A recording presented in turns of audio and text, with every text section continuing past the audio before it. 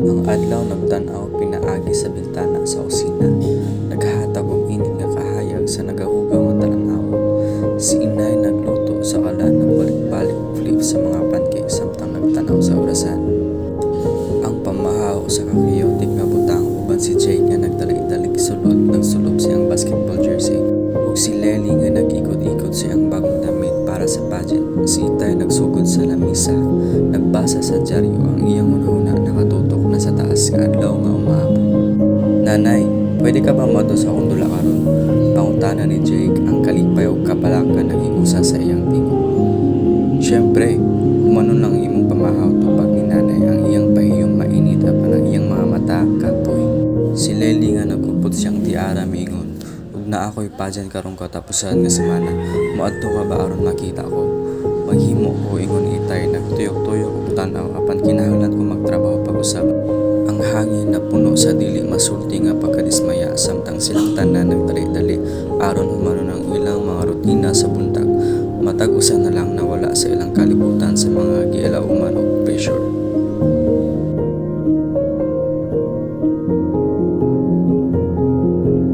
Samtangan adlaw nagpadayon, ang mga miyembro sa pamilya nagpalayo pangadto sa ilang tagsa-tagsa nga mga pangandoy. Si Jake nanikamot nga ibalanse ang iyang mga eskwela ug basketball practice, samtang ibati ang kabugat sa kawalayan naa sa iyang mga ginikanan. Si Lely nagpractice og sayaw para sa pageant ug nagtinguha alang sa pag-aproba sa iyang mga ginikanan. Apan gibati nga nakagrabe ang pagkawalay pagtagad. Si nanay nagjuggle sa mga buluhaton sa balay ug usa ka part-time nga trabaho, samtang si Itay nagtrabaho og dugay aron masuportahan silang tanan. Ang mga gabi napuno og kahilom samtang sila nagtapok palibot sa lamisa para sa panihapon. Patag usa nakatutok lamang sa ilang kaugalingong una-una. Ang disconnect nagtubo nga mabati sila magkauban apan gibati nga sama sila og kalayo.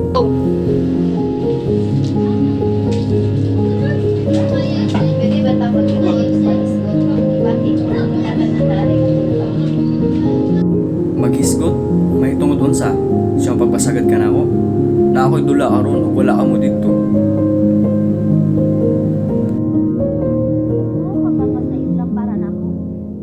Pagsuway ko nga mahimong perpekto para sa pageant. Pero bisag usa ninyo, walay dagtagan.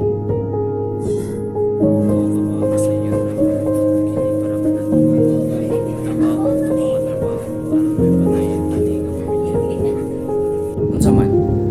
Nagadto ka ba nga kini mga pahimo ni mga mayong gamahan? Wala ka man. Wala ka may pakialam.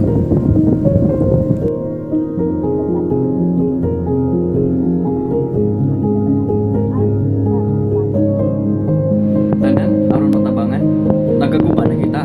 Kamong duha abala kasi yung trabaho nga dili niyo makita kung unsa ako ang kinahanglan.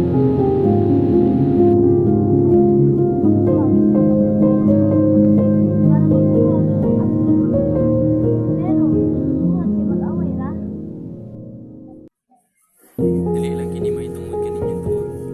Wala na kamo responsibilidad. Sulay ko aron suportahan kini nga pamilya. Suportahan? Pinaagi lang sa pagka-absent? Kinahanglan na mo ikaw dinhi. Dili lang ang imong sweldo.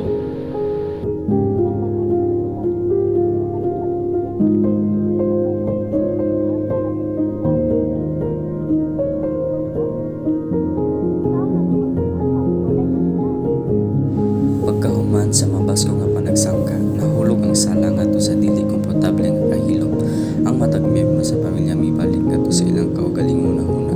Nagsulay pagdawat kung unsa kadako ang kasakit gikan sa mga pulo. Nahimong laro nga ilawom sa kasuko ana ang lalong mapagbati alang sa pagpasagad ug dili pagsabot. Samtang miagi ang panahon, nagsugod sila og una-una kung unsa ang gisulti. Si nanay nakabati og kasakit tungod kay wala siya magpabilin. Si Itay nakasabot nga dili igo ang pinansyal kung wala siya dito emosyonal. Si Jake nakamatikod nga ang iyang kasuko gikan na usab kay wala siya masuportahan. Si Lily nga nakasabot nga ang iyang pagtinguha alang atensyon nagpalisang lamang kanunay. Sa katapusan, sila nagtigong pag-usap diha sa sala ni ining higayuna uban ang usa ka tuyo. Sila nagsugod paglingkod isip usa ka lingkuranan ibabaw sa salop. Andam na ipahayag ang ilang gibati ngano ug tinuod. Si nanay nagsugod og istorya uban ang tinuod nga pasensya tungod kay siya nasinggit kaniadto. Si Itay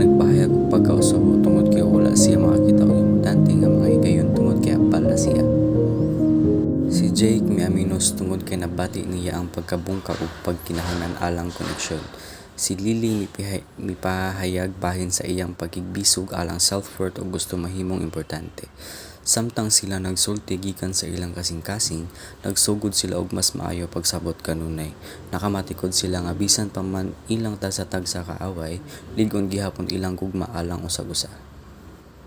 Naghimo sila og kasabutan aron unahon ang oras alang pamilya.